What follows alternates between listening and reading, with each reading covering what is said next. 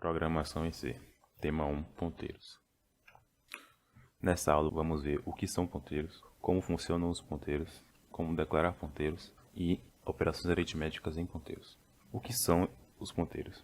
Os ponteiros em C são variáveis que armazenam endereços de memória como seu valor. Eles apontam para a localização de dados da memória em vez de conterem propriamente esses dados. Eles permitem manipular diretamente a memória do computador, possibilitando acesso eficiente aos dados. E isso facilita na programação, especialmente em processos complexos e de baixo nível. Esses ponteiros eles podem armazenar dados do tipo inteiro, podem armazenar dados do tipo caractere, do tipo float e outros tipos também. Eles são fundamentais para a alocação dinâmica de memória, e a partir da utilização de funções é possível manipular manualmente esses espaços de memória, e isso otimiza o programa. Eles permitem a passagem de parâmetros por referência em funções, e isso possibilita interligar diversas funções no código, apenas modificando o valor apontado pelo ponteiro dentro da função. E eles são utilizados também para a manipulação avançada de estruturas de dados e strings. Por exemplo, árvores e listas encadeadas. É possível manipular essas estruturas a partir de ponteiros. E também é capaz de realizar diversas manipulações de strings, como concatenação, cópia e manipulação específica de caracteres. Como é que funcionam esses ponteiros? Um ponteiro contém o endereço de memória de outra variável. Ou seja, o valor que a variável do tipo ponteiro armazena é justamente o endereço de memória de outra variável. O operador de referência, que é o e-comercial, ele obtém o endereço de memória de uma variável. Então, no código, para poder interligar o endereço de memória de uma variável e o seu ponteiro, é utilizado o operador de referência. O operador de desreferência, que é o asterisco, ele acessa o valor armazenado no endereço apontado pelo ponteiro. Na imagem abaixo, a gente pode ver a relação. A gente tem duas variáveis diferentes, a ptr número e a número. A ptr número ela é do tipo ponteiro e a número é do tipo inteiro. A número ela possui seu valor, seu conteúdo, sendo 10, e ela possui um endereço de memória específico. E já o ponteiro número, o valor do ponteiro número é justamente o endereço de memória da variável número, e o ponteiro também possui um endereço de memória diferente. Declaração de ponteiros. Como é que funciona essa declaração de ponteiros? Para declarar um ponteiro em C, o operador de desreferência, o asterisco, ele é usado juntamente com o tipo de dado ao qual o ponteiro aponta. Nesse caso ao lado, a gente utilizou como exemplo, mais uma vez, uma variável do tipo inteiro, número, e para poder atribuir o endereço de memória de uma variável a um ponteiro, é utilizado o operador de referência, que é o e-comercial. Então, como a gente pode ver no exemplo aqui ao lado, no código, na função principal, a gente declarou uma variável chamada número e atribuiu a ela o valor 10. Depois a gente criou um ponteiro com um operador de desreferência, chamado ptr número, do tipo inteiro também. Depois foi atribuído ao valor de ptr número o espaço de memória referente à variável número, utilizando o operador de referência. Arrays é outro termo interessante para tratar de ponteiros. As arrays, ou vetores, permitem armazenar elementos do mesmo tipo em uma sequência na memória. Para declarar ponteiros em arrays, podemos atribuir o endereço do primeiro elemento a um ponteiro e manipular os elementos através desse ponteiro. Então, no exemplo aqui ao lado, a gente vê uma declaração de um array chamada de números. Ela é um array de inteiros, então seu tipo é inteiro, e ela possui 5 espaços, então ela possui 5 elementos. Depois a gente atribui cada espaço dessa array a um valor diferente, cada elemento possui um valor diferente. O primeiro elemento ele possui o valor 10, o segundo elemento possui o valor 20, o terceiro elemento possui o valor 30, o quarto elemento possui o valor 40, e o último elemento, da posição 4, possui o valor 50. E por fim, um ponteiro é criado, chamado ptr números, e atribui array números para o ponteiro. Então, o valor desse ponteiro vai ser igual ao espaço de memória referente ao primeiro elemento dessa array. Aritmética em ponteiros. Utilizando os conceitos de aritmética, é possível realizar diversas operações com os ponteiros. E para exemplificar isso, a gente vai utilizar dois ponteiros diferentes, o ptra e o ptrb. E a gente vai realizar operações aritméticas como incremento, decremento, subtração e soma. Aqui a gente tem um código para explicar basicamente como funciona essa a estruturação de um array e as operações. Primeiro, a gente declara um array e atribui seus elementos. Então, é um array de 4 elementos e do primeiro ao último elemento, seus valores são 10, 20, 30 e 40. Então, é um array do tipo inteiro. Se a array é do tipo inteiro, os ponteiros também serão do tipo inteiro. Então, primeiro a gente atribuiu o ptra a array. Então, ela vai apontar para o primeiro elemento da array. E atribuiu ptrb para o último elemento da array. Então, para criar o ponteiro, a gente utilizou mais uma vez o operador de desreferência, que é o asterisco. E para atribuir o valor do espaço de memória do último elemento, da posição 3, a gente utilizou o operador de referência, que é o e-comercial. E no ponteiro A não foi utilizado o operador de referência, porque a própria array já representa o endereço de memória do primeiro elemento da array. Ou seja, ela já é um ponteiro para o primeiro elemento. Por isso não foi utilizado o operador de referência. Então é realizado no ponteiro A a operação de incrementação, no ponteiro B a operação de decremento com menos e menos, depois uma operação de soma no ponteiro A, e por fim é realizada uma subtração entre os ponteiros.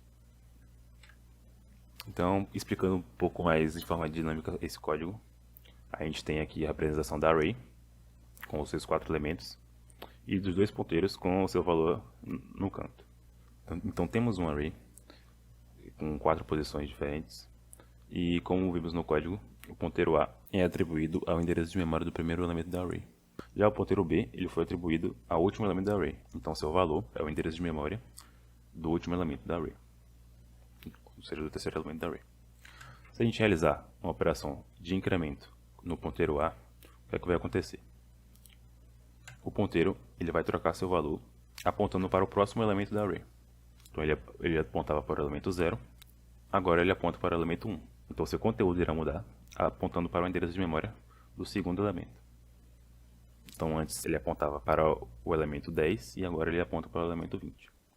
Se a gente realizar a operação de decrementação no ponteiro B, o que acontece? O ponteiro B ele apontava para o elemento de índice 3, o último elemento, que tinha conteúdo 40. Agora, como foi feita a operação de decrementação, diminuiu uma posição. Então ele aponta agora para a posição 2. Seu valor, então, ele muda. Ele aponta agora para o espaço de memória na array que possui o elemento 30. E seu valor é atualizado, como pode ser visto no canto. Se a gente realizar uma operação de soma com ponteiro A, se a gente somar 2 a esse ponteiro A, o que acontece? Vão ser somadas mais uma vez 2 posições. Ele vai apontar para 2 posições à direita na array. Antes, o ponteiro A ele apontava para o elemento de posição 2, de índice 1, e seu valor era o endereço desse elemento. Agora, seu valor é o endereço de memória do último elemento, de índice 3.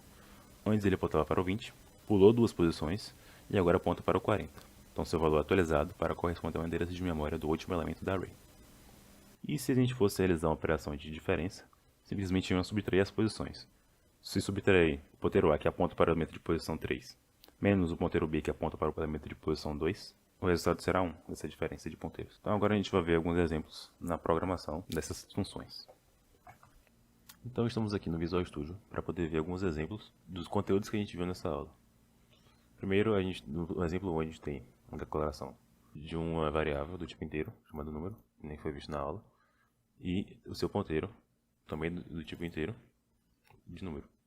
Depois, temos a atribuição do valor de ponteiro número para o endereço de memória da variável número, utilizando o operador de referência.